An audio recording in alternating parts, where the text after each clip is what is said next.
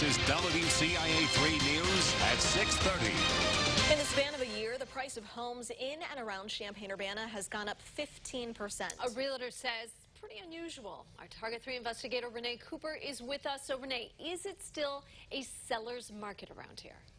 It is. In fact, the same realtor tells me her company sold more houses in June and July this year than they have in those same summer months in the last 4 years.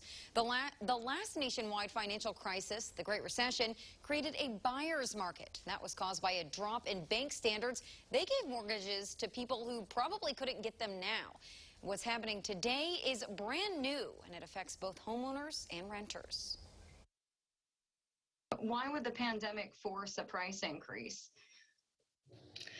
It's hard to know. I think initially when things started with the pandemic, people were reluctant to put their homes on the market and the supply became very low. In addition, Champaign-Urbana managing broker Maria Vandevort says a struggling supply chain slowed construction of new homes, which also helped to increase the costs of housing. But mostly, this is about demand. We are still seeing multiple offers on properties, or at least I personally am. So why is the demand up? Interest rates are very good right now. She says that does help compensate for the rise in prices. As for why people are moving, people are still moving for the same reasons as they did in the past. Generally, the price has gone up. Apartment Guide senior managing editor Brian Carberry says rental prices are on a similar trend in the last 6 to 8 months. There are a lot more people renting than normally would be, just because the housing market is kind of crazy. People are getting into bidding wars. Apartment Guide data shows rent for a one-bedroom in Champaign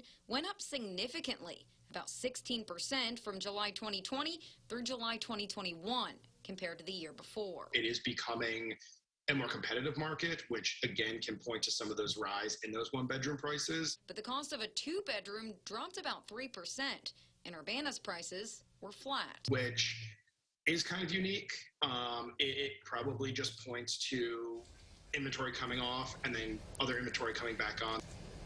Vandevort expects the number of homes on the market will increase at least slightly once the state's eviction moratorium is lifted.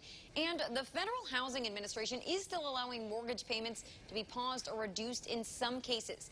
But this ends at the end of this month. Vandevort says if you're struggling, talk to your bank or lender. Back to you. All right, Renee, thank you so much. More than 53% of the state